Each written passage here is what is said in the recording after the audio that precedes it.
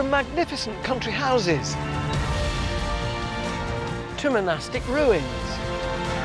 These are the landmarks and treasures that reveal our rich heritage and history.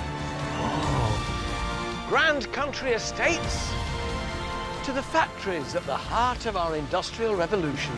These are the buildings, landscapes and stories that uncover Britain's amazing past. It really is living, breathing, isn't it? From the wilds of Snowdonia to the dramatic Dorset coast. Join me and a host of celebrities with a passion for the past as we explore the riches, treasures and secrets of one of our most loved institutions, the National Trust. From the prehistoric... I have never found anything like this. ...to the present day. Congratulations! The Trust has given us behind-the-scenes and below-stairs access... Are we going right to the ground? ...to some of its finest buildings and locations. There was gold under these hills. We'll meet the people keeping our historic traditions alive. Incredible! And the experts revealing the lives of those who shaped our past. Oh, look at that! It really is a treasure house. This is our heritage, our history. Welcome to the secrets of the National Trust.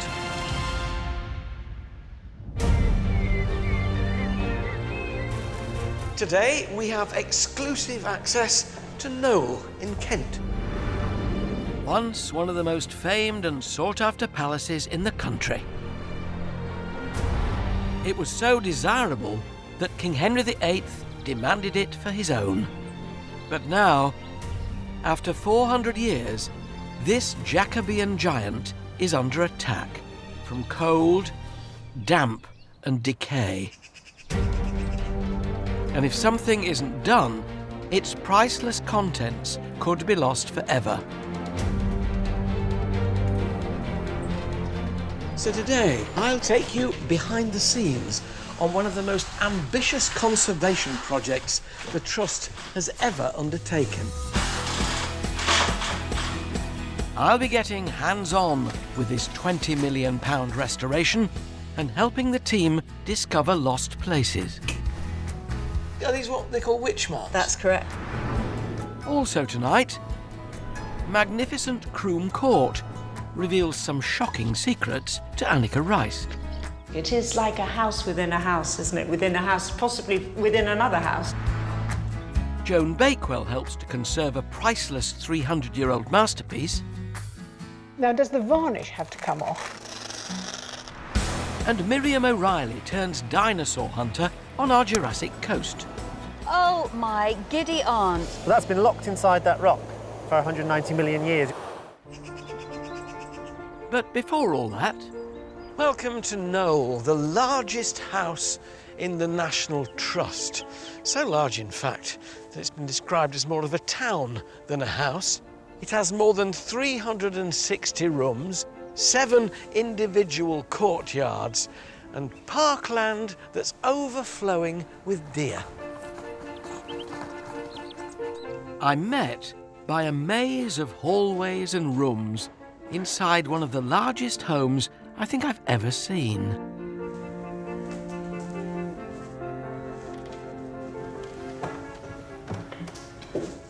A common complaint about this house was that it was just too large and rambling. By the time your dinner had made its way through the labyrinth of corridors and passages to get to the dining room, it'd be stone cold. And let's be honest, nobody really wants salad in February. To find out more about the people who've called this place home, I've come to the Brown Gallery. Now, these long galleries were very useful in Elizabethan and Jacobean times because when the weather was filthy outside and your clothes would get mucky if you were walking out there, you could come and promenade, perambulate in your long gallery. But more importantly, along the wall, you could put pictures. Hang the pictures of your family, your ancestors, people of influence that you claimed to know. Ring any bells? Yeah. This was the Jacobean version of Facebook.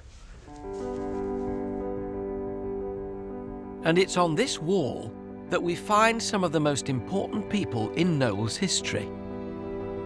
Much of this property was built from 1456 by Thomas Boucher, the Archbishop of Canterbury, who used it as a lavish country retreat. The scale and size of it made it the envy of many noblemen in the country, even the monarch. And in 1538, the Archbishop was forced to give it to King Henry VIII. It passed through several hands until eventually it was sold to Thomas Sackville, the man responsible for the house we see today. The collection of paintings is interesting because it wasn't just their ancestors then, it was people they liked as well. Notable people of the day, yeah. Showing off. Yeah, absolutely. And it's the Sackvilles' legacy that House and Collections manager Helen Forbert knows only too well.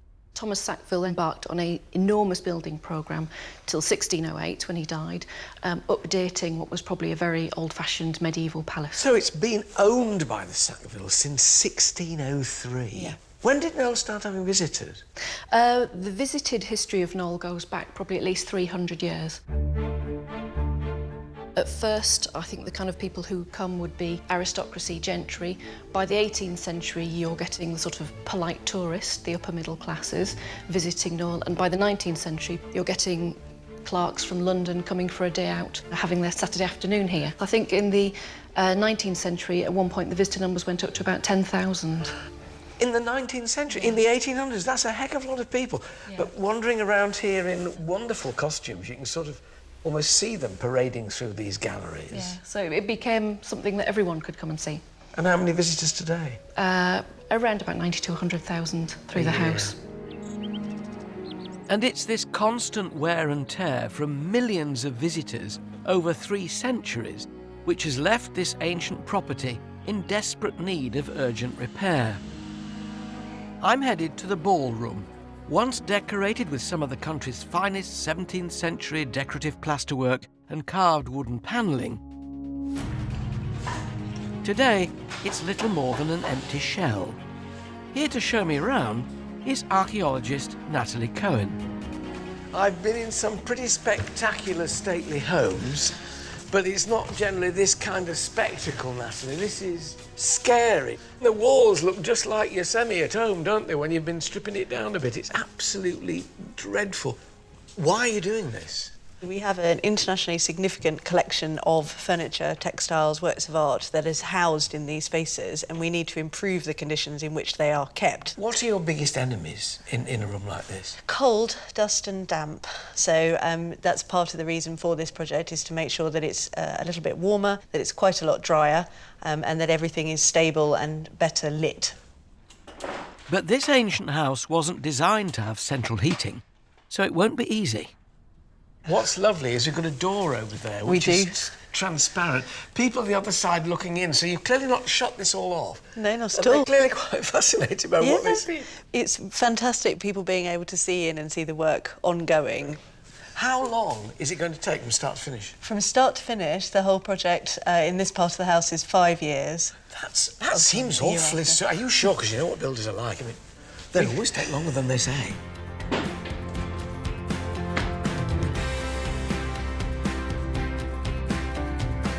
Knole's once lavish interiors, boasting fine plasterwork and woodwork, were a statement of wealth and power, built by the first Earl of Dorset, Thomas Sackville. As the restoration continues, foreman Dan Morrison is still uncovering evidence of the Earl's earliest design ideas. You can get your little bar just down the back there, and if you gently pop it, you'll just feel it give way shortly. I just want to see what's... Give away, there it goes. Oh, my goodness. And there we go. Wow. Oh, look at that. Lovely little trompe-l'oeil of spindles painted on the flat wall to look three-dimensional, heading off down the staircases. So it's as if you're hitting the banister and the balustrading higher Exactly, up. and we know we have this in areas of the staircase higher up as well, where it's still on show. It really is a treasure house, isn't it? It is. Treasure's often hidden behind other pieces of furniture. Always finding things here. These ancient decorations, now covered up by centuries of new additions, can give us a window into how the house would have once looked. And it's here, between two walls, that archaeologist Natalie has found a 400-year-old hidden passage, and with it, their clearest evidence of Knole's medieval past. We've only recently just got in here. It's normally not accessible. It's pretty inaccessible. Well, we can see beams and plaster in between. We can. So what we're looking at here is really rather exciting. We're looking at the remnants of the earlier building of the Archbishop's Palace. And this is a doorway that's been closed off with lath and plaster. It is, yeah. So this is beautiful timber-framed door, and we've got the threshold at the bottom there. It would have led onto the passage that gives onto Stone Court. So this was once an entrance into the room behind us. What a thought. It's beautiful, isn't it? Glorious. We've got a little bit of evidence for how it was lit. So can you see here we've got a candle. There's a candle stub, actually, in there. There's a wick. With a wick, yeah. These marks on the wall here that you can see, these are called taper burn marks or ritual burn marks. And in the medieval period, you would protect your house against the possibility that it might burn down. So what you did was you burned a little bit of your house as a kind of inoculation against it being... offering. Yeah, basically, against it being burnt down completely. So that is just where the flame went, and it's literally the soot mark on the wall, the charring of the wood. Those burn marks appear all the way along this wall and on both sides of the fireplace as well. So far, it worked. Yes, it's been very successful. Fascinating, it really is.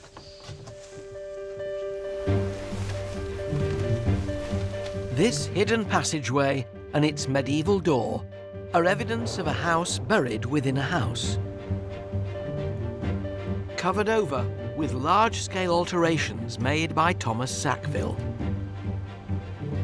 To find out more about how this may have happened, Annika Rice has travelled northwest to one of Britain's most famous landscapes. And home to the spectacular Croom Court. This grand Neo-Palladian home is the work of Lancelot Capability Brown, Britain's most celebrated landscape architect. It's also one of the greatest examples of a house within a house. To the late Georgians, a capability design was a must-have. They all wanted a slice of the action, whether it was a beautiful garden, a lake, an exquisite temple in the grounds. But to the select few, those who had literally millions to spare in the equivalent of today's money, well, they could have the lot. Croom was Brown's first architectural project, commissioned in 1751 by the Earl of Coventry. In the 1940s, the family sold the house and it changed hands several times before falling into disrepair.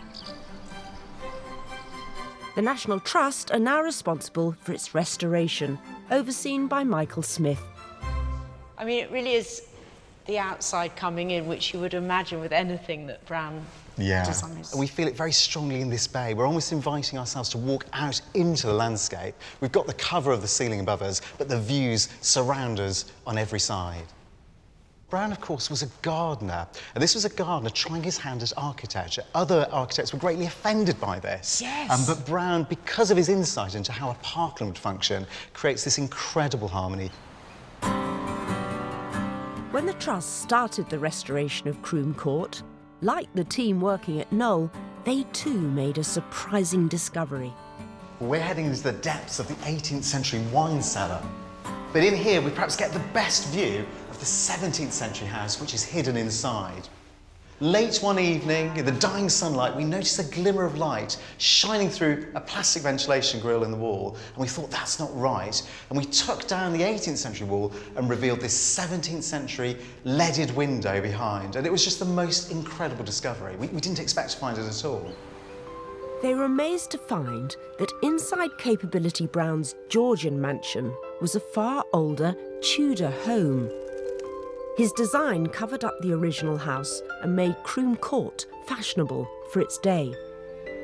On the upper floors, we've discovered layer upon layer of historic wallpaper, 18th century ceilings that mask 17th century ceilings up above. Down in the basement, Elizabethan bricks forming the floor. It is fantastic. It is like a house within a house, isn't it? Within a house, possibly within another house. And we think there are 5 houses on this site, dating all the way back to medieval times. And every successive time, they try to give the building a new fashionable exterior, and yet all those layers of history are still woven into the very fabric of this place. A scale model of the house reveals just how much it was changed by Capability Brown. So we can just pull it off? Yeah, and what's starting to come to light is the mansion that Brown found here when he arrived in 1751. This is amazing. So this is what was here This before. is what he found, and if you look behind the tower, it all comes to an end. So we can actually dismantle this in its totality, and then we get this feel for this much more modest brick mansion that was here before Brown arrived. Now you see that, you realise just how audacious Brown was. Yes. To protect his earliest work, the Trust have decided to restore Croom to Capability Brown's design, rather than the older home that hides beneath. A mammoth task that will take decades to complete. Hello. Oh, yeah. Are you Paul? That's it, yeah. I was told to come and find you here. Very Nice nice to to meet meet you. I'm Annika. Plasterer Paul Davis has been working here for 3 years already, and I'm going to lend him a hand. We're sticking to how they did it in the 1700s and using lime plaster with a twist. Can I just ask you, what are the black hairs? That's the horsehair or goat's hair, which will bind it together, and it acts as a binder. OK. Now, force it up as you... that's it. That's it.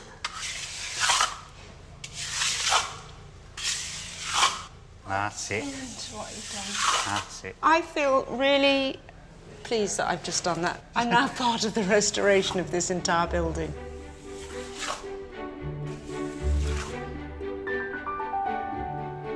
Discoveries like Croom's house within a house help us understand how Knole may have been redesigned from 1603 by Thomas Sackville.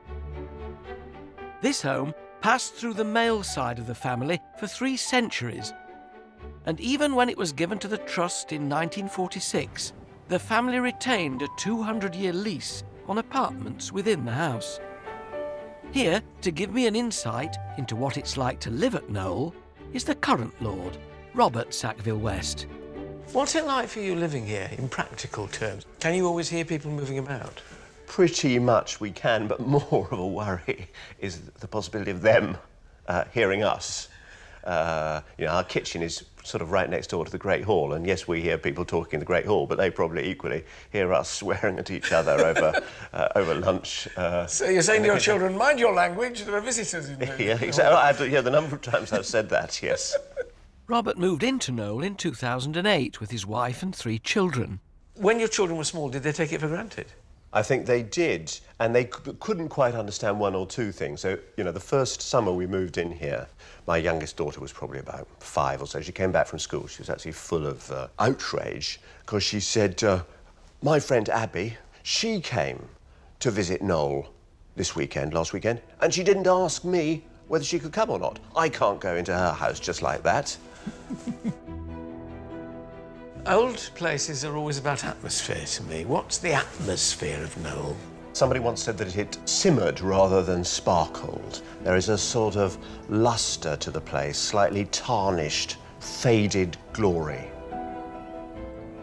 And part of, I guess, this massive restoration project is to stop it falling into decrepitude, but at the same time to preserve that sort of faded brilliance.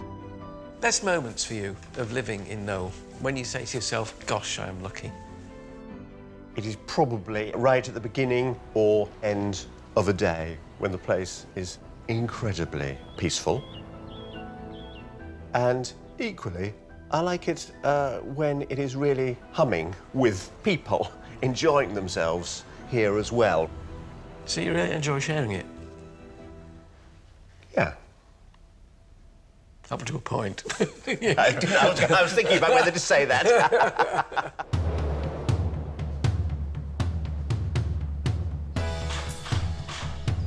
Work to update one of the largest properties in England has been underway for over a year now. And while all the work is going on, archaeologists have a small window of opportunity to uncover this house's hidden secrets. You come and lift some floorboards here. I'm joining Natalie upstairs to help delve beneath the floorboards. Yeah, so we are the first people to have a proper look under here. Thicker than your, and weightier than your average floorboard. Yeah, they definitely are. Building with quality. Goodness, how do you start? There are little things to be found, and this is obviously a thoroughfare, so people are walking through here, dropping things. It's you an can old see there. tobacco packet. Any objects we find here today Sometimes we found them with little messages inside them. could greatly improve the understanding of this property's rich history. What have you got there? I've got Quercus roba. Excellent. An oak leaf. Have a look in the other void over here and see what we've got. There's a bit of woodworm here. Look at this. Yep. Or a bit of tie of some sort. Yeah, some kind of tie. You know, I could delve here for hours. Yeah, so that's the fun of it, see? Oh, what's that? A bit of clay pipe. A bit of clay pipe. Brilliant. Some of these items may have lain beneath the floorboards for up to 4 centuries. Yeah, even an old older. clay pipe. But to begin the work of dating them exactly, they need to go to the team busy cataloguing all the other discoveries made throughout the house. These your workers? Yeah. This is our archaeology team. Oh, hello, archaeology team. What's that? So that's a piece of textile, and we've even got a tiny little bit of the tassel as well. How old do you guess it is? Well, it could be as early as sort of 18th century. Well, this is probably our most exciting find, and this was found by one of the archaeology team. Loving friend. Loving friend, Robert Draper. 1633 the date is on here. So what this is an early 17th century letter from, we think, one steward to another, and it's asking to provide various different things, including green fish, which is a kind of salted fish. A snapshot of a bygone age. Absolutely amazing, and so clear and in beautiful condition. So we have 2 fragments of leather shoes. Age? Mid-17th century. One of the Charleses was on the throne when he was One of the age, Charleses probably. was on the throne, indeed. It's hard to believe that these shoes were last seen some 400 years ago. And were it not for renovations, they might never have been found. While the house is cleared of all furniture, it's hard to recognise just how beautiful these spaces once were. These rooms are normally full of art, but while the contractors have been pulling up floorboards and stripping back wall coverings, the gigantic Raphael paintings that normally occupy these spaces you can see here have also been taken away for conservation. These 5-metre wide paintings, priceless 300-year-old copies of Raphael's original masterpieces, were transported 150 miles away to the Bush and Berry Centre for Art Conservation in Bristol. Joan Bakewell has followed them. It's a delicate job unrolling a 300-year-old painting. Roll it gently back, just go back half a turn. Just Right. slowly, a little bit further. And for this team of world-class art conservators, it's also an extremely exciting time. We can just peek under the corner of the painting here. It must be quite nice, Alan, as a craftsman of today, to see the marks left by craftsmen of centuries ago. Yeah, absolutely. That's the most humbling and aspect of the work, and something which we respect to the utmost. The experts here deal with millions of pounds worth of art every year, using cutting-edge technology like X-ray and infrared to preserve these precious pieces. Overseeing the work on our Knole paintings is Tina Sitwell, a conservation advisor with over 25 years' experience. The National Trust, believe it or not, has over 13,000 paintings throughout England, Wales and Northern Ireland, and it's our responsibility to take care of those pictures. And it's because of the poor conditions within Knole House itself that their current focus is on our 6 priceless oil paintings. Tina, tell me the background story to these paintings. They're called cartoons, but I know they're not jokes. A cartoon is a design or pattern which was used to either make a fresco or tapestries. In 1515, Pope Leo X commissioned Raphael to produce a series of cartoons depicting the acts of St. Peter and St. Paul. They were then used as templates to make tapestries now adorning the walls of the Sistine Chapel. Over 100 years later, Charles I, King of England, purchased the cartoons, and the Knole House copies were made.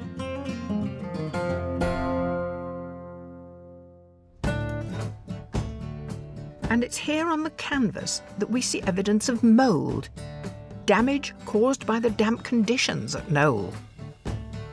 Work has already begun on 3 of the 6 paintings.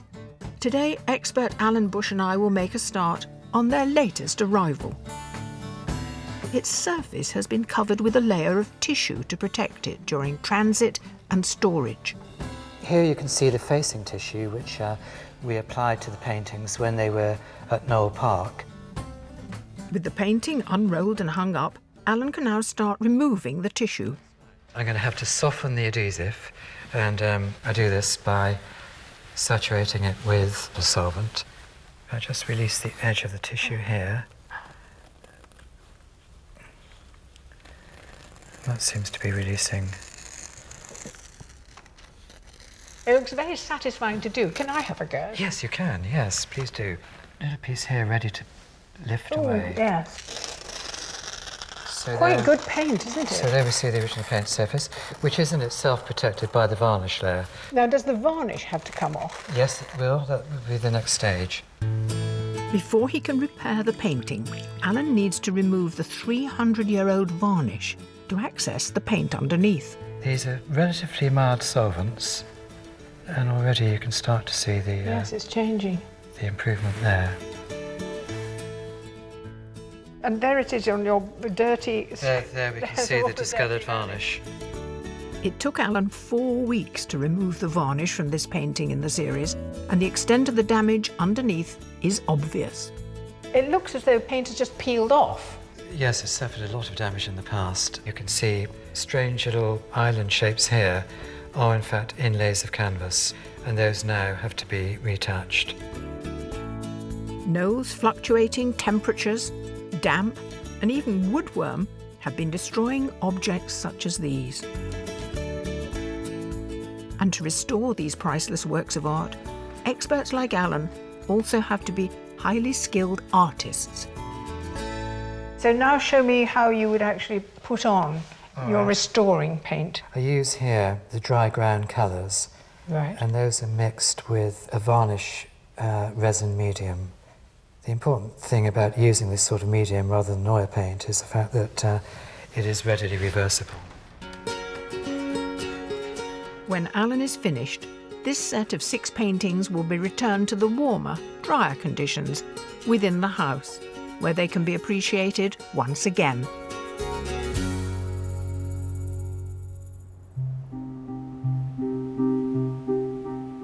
Back at Knole, I'm on the search for a rather special room. Because while the £20 million overhaul is underway, the vast collection of priceless objects has been moved to this specially constructed storage facility, giving scientists like Dr. Nigel Blades a golden opportunity to do some rather unusual research. Wires everywhere. What are you doing here? Well, what we're monitoring these objects for is something called acoustic emission. So these wires actually are attached to tiny microphones that are listening to the wood. Do you know, if it was April the 1st I'd think, oh, really? Yes. You're listening to the wood. We are listening to the wood. What were you hoping to hear? Well, we're hoping to hear if the wood develops any cracks or microfractures, which will happen as you change the environment of the object. Can I listen to the table here and see what sound it's By making? all means. So we've got a sound file which is very much amplified and processed.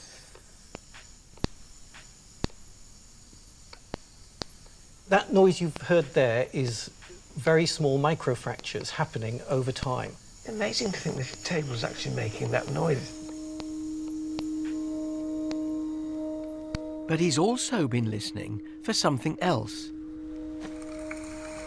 Because lurking within this building is a hidden terror. Woodworm. Gosh, they've got a lot of teeth. They have. And the reason the woodworms do so well, or have done so well here, is because it's been very cool. So when we change the heating and bring on the little bit of heat we want to have here, that will actually prevent the woodworm from being active. The wood becomes too dry and the woodworm can't survive in it any longer. And it doesn't matter whether it's a French table or a Dutch chest, the language of the woodworm is the same everywhere, isn't it? That's right. They like the exotic the best sometimes. A bit like us on winter holiday. It is. Thank you very much. But if that wasn't strange enough, while Nigel's downstairs listening to furniture, another scientist, Cecilia Bembibre, is upstairs cataloguing the smell of books. Now, you see, as a book collector, that for me is just the most wonderful smell. It's a good thing for you. It's not such a good thing for the book, because it's a smell of the book dying. No, just the smell of... Yeah, that wonderful smell. Slightly musty. Yes, and slightly sweet and vanilla is the smells that it's produced with the degradation of cellulose. Right, so that's actually rotting then, that book? Well, in a way. Slowly. Yes. What good does putting a rotting book in a bell jar do? What are we doing here? Every day we encounter hundreds of smells, and they affect our emotions, our thoughts, and our behavior even. And yet, although smell is so important, we don't have a strategy to preserve and protect and archive the smells. So we know very little about the smells of the past. By analysing a book's odour, Cecilia can work out which chemicals are responsible for that glorious old book smell. For example, it would look like this. So this is my This is a visual representation of what's in the book. So basically, this is acetic acid, which smells of vinegar, and this is called benzaldehyde, which is again the caramelly smell of an old book. Now I can see how it could work to your advantage. You can now artificially then recreate those particular fragrances, is that right? Well, we have the principle to do it. As a scientist, I have to say it's not such an exact science, but there's a lot of art in perfumery. But yeah, that's the idea. The idea is to archive the smells that are important to us.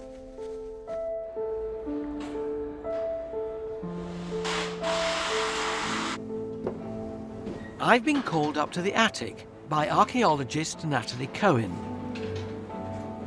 And we're just going to lift it out and sort of roll it back. Oh, yeah. Because directly above a room built for a royal visit by King James I, she's found evidence of medieval witchcraft. If you have a look down there, can you see we've got like a mesh design here? So it's scratched on the timber and also scratched on these floor joists here on either side. Are these what they call witch marks? That's correct, yes. It's believed witch marks were put there to keep the king from evil spirits. The idea is that witches and demons came on currents of air, and they were all around them in the 17th century. And they could very easily get into a room through an opening. So they can get in a window, they can get in a door, and they can come down a fireplace. So these marks are to ward off evil spirits Something coming down the chimney. Well, I never. Shall we cover it up and keep them out? It's been kept safe for so long, it would seem rude to... It's doing a good job. Them in. Oh, come on.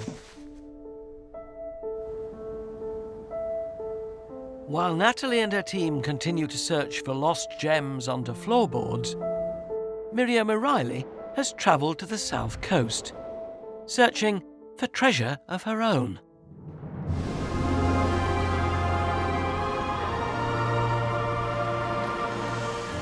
As well as grand old houses, the Trust also cares for 775 miles of coastline.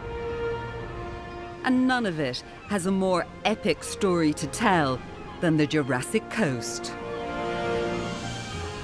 Stretching for nearly 100 miles along southern Devon and Dorset, the Jurassic Coast is one of the best places in Britain, in fact, in the world, to find traces of those ancient creatures which lived hundreds of millions of years ago.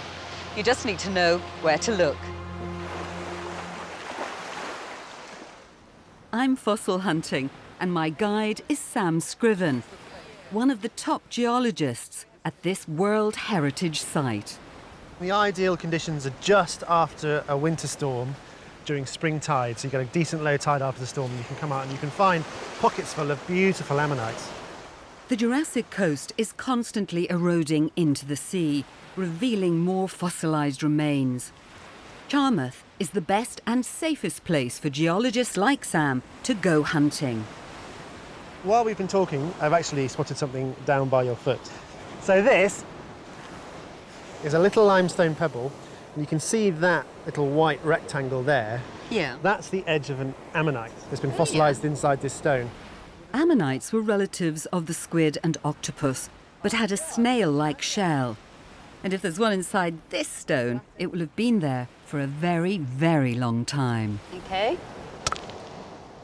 Now. Oh, my giddy aunt. So that's the imprint left behind. Oh, that is just beautiful. Section, okay, isn't it? That's been locked inside that rock for 185, 190 million years. You're the first person to ever see it. I've been picking up stones all of my life, and I have never found anything like this. Fossilised ammonites give us an amazing glimpse of life that existed millions of years ago. But there's even more compelling evidence of creatures that once populated these lands. To find out more, I'm heading to a nearby quarry on National Trust land to meet Kevin Keats. His family has been mining limestone here for over 300 years. I'm the 13th generation, my son's the 14th generation. But I've heard limestone isn't the only thing he finds in these hills. We find mostly mussels, fish, shark's teeth, crocodile bones. What's the most unusual fossil you've found, Kevin? Well, sometimes we find footprints. But not any old footprints. In 1997, Kevin found one of the largest hauls of dinosaur tracks ever found in the United Kingdom. So this is where Kevin said there are great whopping dinosaur prints. Yep, there are over 100 dinosaur tracks on the surface of the bedrock here. Is that one there? With That's right. Hole with a little puddle in it? Yep, that's right. So there are lots of these little dishes, and that one's just caught the rain. Ah, and this is absolutely clear. You can see that this is a footprint. Yeah. So this is the round edge of where the weight of the dinosaur would have pressed into the sediment, which would have been a beach by a freshwater lagoon. And it crushed the beach and the shells beneath it, squirging the sediment out from around its mighty foot. And that's the structure that we see. 140 million years ago, a storm or flood would have covered these dinosaur prints in a layer of mud, preserving them. Over millennia, the sediment was compacted into limestone, leaving the dinosaur tracks permanently etched in the rock. What type of dinosaurs were they? Well, but based on the age of the rock, they were probably sauropods called Brachiosaurus. And these had enormous, great long necks, and they could be 26 metres from the tip of their tail to the tip of their nose and weigh perhaps 40, 50 tonnes. What do they eat? Oh, plants, absolutely. They were vegetarians. They were vegetarians. I'm just trying to imagine, by looking at the shape of this imprint, what it would have been like to kneel by the foot of this dinosaur. Well, you would have been in shade, I would have thought, behind these enormous animals. Sauropods, like Brachiosaurus, included, as a group, the largest animals that have ever walked the Earth.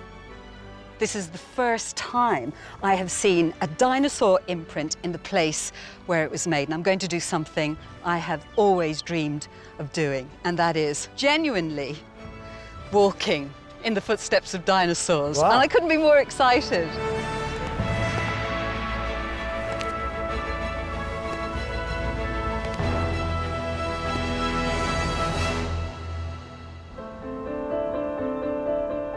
It's been a privilege to be part of the ongoing work here as Knole continues to reveal its hidden past.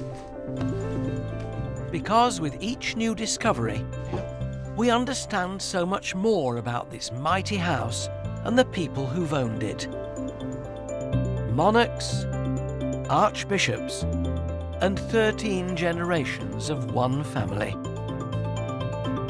Vita Sackville-West, the writer who lived here until the 1920s, said of Knole, "It has the deep inward gaiety of some very old woman who's always been beautiful, who's had many lovers and seen many generations come and go, smiled wisely over their sorrows and their joys.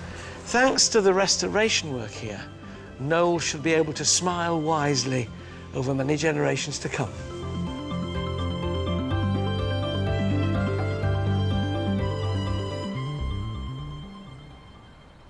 Next time, I'm in the Lake District, telling the real tale. She was unsqueamish enough to actually skin him? Of famous author Beatrix Potter. She didn't want to be even called Miss Potter, Beatrix Potter, anymore.